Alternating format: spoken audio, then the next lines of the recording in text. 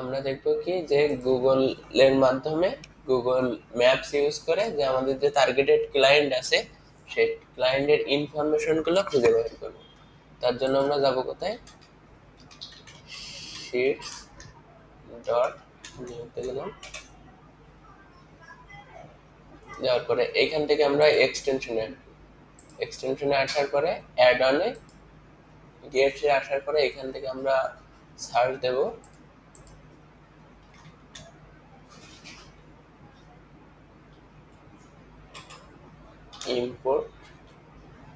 Import from web. এখানে search দেওয়ার পরে এই যে ফার্স্ট আমাদের যে এক্সটেনশনটা আসতেছে এটাতে ক্লিক করব। এখান থেকে এই যে লোগোটা মিলাই নিবেন, এখান থেকে নেওয়ার পরে ইনস্টলে দিলাম, কন্টিনিউ, মেইল সিলেক্ট করলাম, কন্টিনিউ, এখান থেকে অ্যালাউ দিলাম,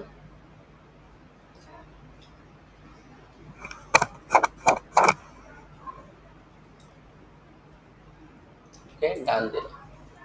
দেওয়ার পরে আমরা এটা কেটে দিলাম।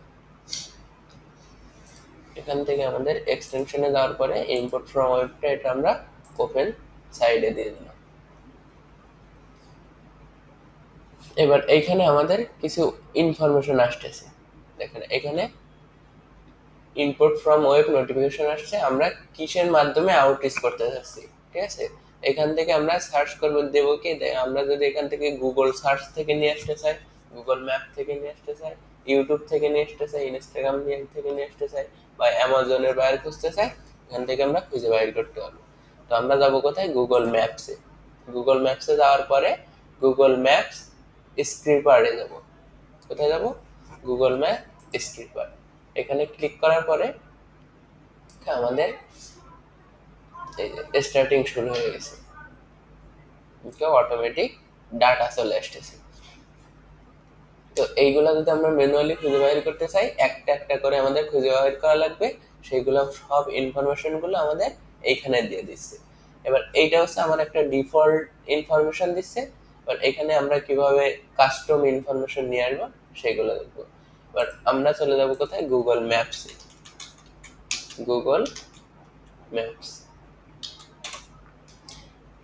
এবার গুগল ম্যাপসে আসার পরে যে এইখান থেকে আমাদের যে টার্গেটেড যে মানে যে বায়ার গুলো খুঁজে বের করার জন্য এখান থেকে আমরা তাদের বিজনেস গুলো লিখে ছাড় দেবো। বিজনেস গুলো তো আমরা জানি না, এর জন্য আমরা যাব কোথায়, আমরা একটা ওয়েবসাইট জানি, সেটা হচ্ছে ng.com। ng.com আসলে এখান থেকে আমাদের যে বাইরের দেশে ইউএসএ, ইউকে, তারপরে হচ্ছে কানাডা, এসব দেশে যে বিজনেস গুলো আছে সব লিস্ট গুলো আমরা এখান থেকে খুঁজে বাইর করতে পারবো। এবার এইখান থেকে আমরা যদি ধরেন একটা যে কোনো একটা খুঁজে বাইর করি, যেমন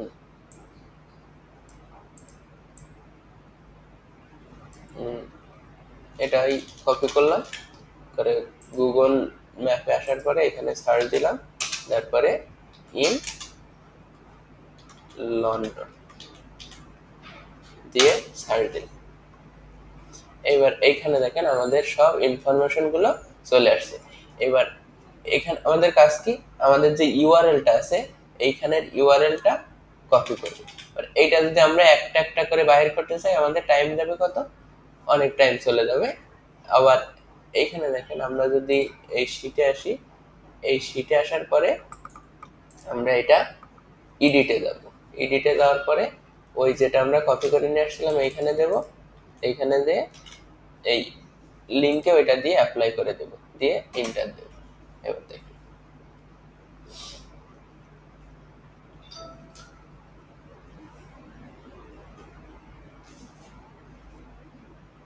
এখানে আমাদের রেজাল্ট গুলো আসতেছে, তাদের নাম, অ্যাড্রেস, ফোন নাম্বার, এখানে ওয়েবসাইট, তাদের ওয়েবসাইটের রেটিং কেমন, তারপরে তাদের রিভিউ গুলো কেমন, তারপরে সেখানে ইমেজ। আমরা যদি এখান থেকে আরো অপশন নিতে চাই, সেটা কোন কান্ট্রি থেকে, তাদের ফোন নাম্বার কোনগুলা, তারপরে তাদের ল্যাঙ্গুয়েজ কি, সবগুলা এইখানে সিরিয়াল বাই সিরিয়াল চলে আসবে। তো এখনো লোডিং নিচ্ছে,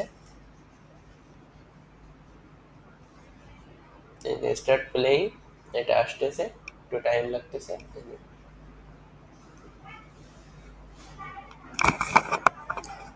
তো এইভাবে আমাদের টার্গেটেড ক্লায়েন্টগুলো খুঁজে বাইর করতে পারবো, করে তাদের ওয়েবসাইটগুলো নিয়ে আমরা রিসার্চ করবো। এইখানে দেখবো যে রেটিং যেগুলো আসে, এটা আমরা আসুক তারপরে দেখতেছি। নেটওয়ার্কের মানে একটু প্রবলেম হচ্ছে, loading, wait for few minutes. বেশ, এই যে এখানে আমাদের ডাটাগুলো চলে আসছে। এই যে আমরা এখানে লিখে ছাড় দিলাম কি, লন্ডন ড্রেন ক্লিনার্স। এখানে সবগুলো যে ড্রেন, পাম্বালস, তারপরে ক্লিয়ার ড্রেনস, যে এইগুলা নিয়ে যে যতগুলা ওয়েবসাইট আছে বা যতগুলো ইনফরমেশন আছে সবগুলা এখানে চলে আসছে। এবার এইখান থেকে আমাদের কাজ কি, যে এখান থেকে আমাদের যে ওয়েবসাইটগুলো আছে, তো আমরা মূলত কি কাজ করি, এসইওর কাজ করি। তাহলে এখান থেকে আমরা খুঁজে বের করবো কি, যে যে কোনো, যদি আমাদের যে কোনো সেক্টরে যে স্কিল আছে, আমরা সেই স্কিলে, যদি আমরা গ্রাফিক্স ডিজাইনার হই তাহলে হচ্ছে তাদের যে লোগো বা যেগুলো যে প্রবলেম আছে সেগুলো সলভ করে দিতে পারবো এখান থেকে। তা যদি ডেভেলপার হই তাহলে তাদের যে ওয়েবসাইটের প্রবলেমগুলো আছে সেগুলো খুঁজে বাইর করে তাদের সাথে আউটরিচ করবো। এখান থেকে আমরা খুঁজে বাইর করব যে কোনগুলো রেটিংটা কম, ঠিক আছে। তো যেগুলো রেটিং কম, এই যে এটা যেমন 3.1, তাহলে এদের যদি আমরা রিচ আউট করি তাহলে আমরা এদের প্রবলেমগুলো, যেগুলো 5 স্টার রেটিং আছে সেগুলো তাদের সমস্যা খুব একটা নাই, কিন্তু তাদের 2 বা 3 এমন রেটিং, তাহলে আমরা বুঝবো কি তাদের ওয়েবসাইটগুলোতে প্রবলেম আছে। এবার এখান থেকে যে আমরা এই যে ওয়েবসাইটটা পাইলাম, এবার ওই ওয়েবসাইটটারে অডিট করব। যেমন এখান থেকে এনাদের টার্গেটেড কিওয়ার্ডটা কি, হ্যাপি ড্রেনস, বা এই যে এনাদের কিওয়ার্ডটা হচ্ছে কমপ্লিট ড্রেন সার্ভিস।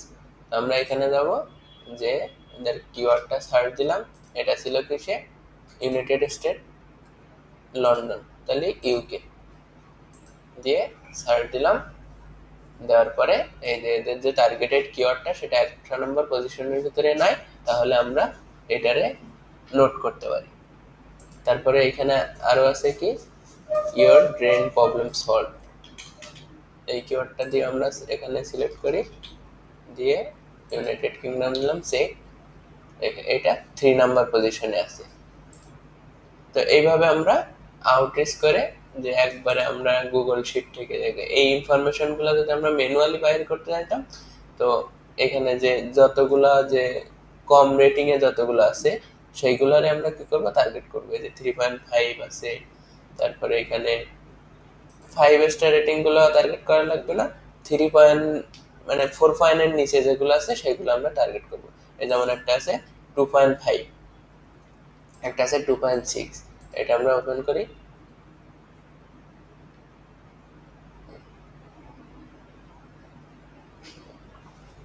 এই যে এনাদের টার্গেটেড কিওয়ার্ডটা হচ্ছে এটা, আমরা এটা যদি সার্চ দিই, এটা 4 নম্বর পজিশনে আছে, কিন্তু এত বড় লিখে কেউ সার্চ দেয় না। জেনারেল, এই যে এনাদের এই কিওয়ার্ডের উপরে র্যাঙ্ক করায় বিজনেস গ্রো হবে না। তো এখান থেকে এনাদের সার্ভিসগুলো খুঁজে বের করতে হবে। ড্রেন যে সার্ভিসগুলো আছে, দেখি এনাদের কি সার্ভিস আছে, এই যে ড্রেন সার্ভিসেস, এই কিওয়ার্ড দিয়ে দেখি